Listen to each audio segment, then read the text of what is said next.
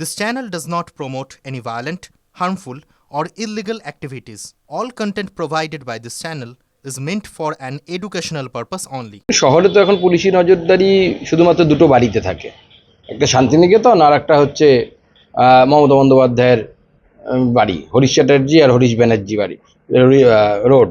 এর বাইরে পুলিশের কারো লুট হয়ে যাচ্ছে, কারো ইজ্জত চলে যাচ্ছে, কে খুন হচ্ছে তা নিয়ে পুলিশের অত মাথা ব্যথা নেই। এই দুজন সুস্থ ভালো থাকলে পরে আমাদের রাজ্যে সবার মঙ্গল হবে, পুলিশ সেটা মনে করে আর কি। তবে স্বাভাবিকভাবে এই দুজন সুরক্ষিত থাকলেই পুলিশের কাজ হয়ে যাবে। কলকাতা পুলিশের প্রফেশনালিজম বলতে যা বোঝায় সেই প্রফেশনালিজম সম্পূর্ণভাবে নষ্ট হয়ে গেছে। কলকাতা পুলিশ সহ পশ্চিমবঙ্গ পুলিশকে দিয়ে রাজনৈতিক কাজ করাতে করাতে মমতা বন্দ্যোপাধ্যায় পুলিশের আর কিছু রাখেনি। এই পুলিশের ছাল চামড়া সব উঠে একদম নগ্ন হয়ে গেছে পুলিশ। তো ভৎসনা হতে হতেও এদের কান শোয়া হয়ে গেছে বা গা শোয়া হয়ে গেছে বলা ভালো।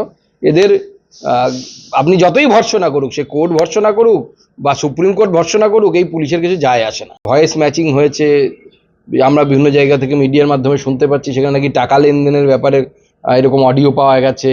তো স্বাভাবিকভাবে এই টাকাগুলো কার কাছে গেছে আমার যেটা মনে হয়, এখনও আমি আগেও বলেছি, কালীঘাটের কাকু হোক বা কুন্তল হোক, এরা কিন্তু বোরে, এরা আসল লোক নয়।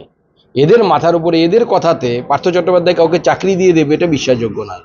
আর কালীঘাটের কাকু তো একসময় বলেছে মিডিয়ার সামনে যে আমার বসকে কেউ ধরতে পারে না, আমার বসকে কেউ ছুতে পারে না।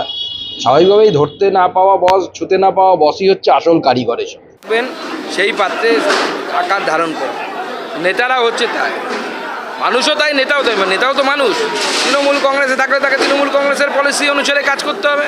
তৃণমূল কংগ্রেসের সর্বময় নেত্রী যদি বলে থাকেন যে লিস্ট দিন, তো লিস্ট দিয়েছে তারা। প্রশ্নটা তো আপনারা ভুল জায়গায় করছেন। প্রশ্নটা তো মুখ্যমন্ত্রীর কাছে করা উচিত। এই মুখ্যমন্ত্রী বলেছিলেন যে আমি অর্ডার দিচ্ছি, নির্দেশ দিচ্ছি, সব অবৈধ অস্ত্র বোমা বারুদ উদ্ধার করতে হবে। পুলিশ কেন পারেনি? তো মুখ্যমন্ত্রী, হোম মিনিস্টার অর্থাৎ নিজেকেই বলুক যে একজন মুখ্যমন্ত্রী বলার পরেও যদি তার পুলিশ না পারে, তাহলে সেই হোম মিনিস্টারে তার নিজের পদে থাকার কোনো যোগ্যতা নেই, সেই পদ ছেড়ে দেওয়া উচিত তার। নচেত পুলিশ তার কথা শুনছে না। বেঙ্গলের ডিজিকে প্রশ্ন করা উচিত তো, যে আমাদের পুলিশের ডিজি তার নাকের ডগায়, অর্থাৎ তিনি যেখানে বসেন, তার অফিস যেখানে, দোকান থেকে গুলি বারুদ এগুলো সব সাপ্লাই হচ্ছে রাজ্যে রাজ্যে, আর সেটা এসটিএফ আবার সার্টিফাই করছে।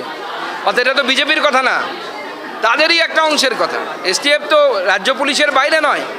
তো স্বাভাবিকভাবে এখন ডিজির কাছে প্রশ্ন যে তার এই বিষয়ে উত্তর দেওয়া উচিত, নাকি তিনি অফিসে বসে বসে ঘুমন মানুষের টাকা, ট্যাক্সের টাকায় মাইনে নিয়ে। পশ্চিমবঙ্গের স্বাস্থ্য ব্যবস্থা শেষ। সুইপার থেকে শুরু করে ডাক্তার কিচ্ছু নেই, ওষুধ নেই। ওষুধ থাকলে পরে সেই ওষুধ হচ্ছে জালি ওষুধ। রাজ্যের স্বাস্থ্য ব্যবস্থা থেকে মমতা বন্দ্যোপাধ্যায় কফিনে ঢুকিয়ে দিয়েছেন, কারণ তার তো প্রয়োজন নেই। তার প্রয়োজন হলে তিনি পিজিতে চলে যাচ্ছেন, এবং মুখ্যমন্ত্রী নিজে বলছেন পিজিতে নাকি তার সাথে ভুল চিকিৎসা হয়েছে। তার ভাইপো আমেরিকা চলে যাচ্ছে চোখের ট্রিটমেন্ট করতে, আপনি মরবো। সব জায়গাতে এক্সপায়ারি ওষুধ কেন পাওয়া যাচ্ছে? কারণ যে কোম্পানিগুলোকে ওষুধের বরাত পাইয়ে দেওয়া হচ্ছে, সেই কোম্পানিগুলোর কাছ থেকে মোটা অঙ্কের টাকা নেওয়া হচ্ছে, কাটমানি নেওয়া হচ্ছে।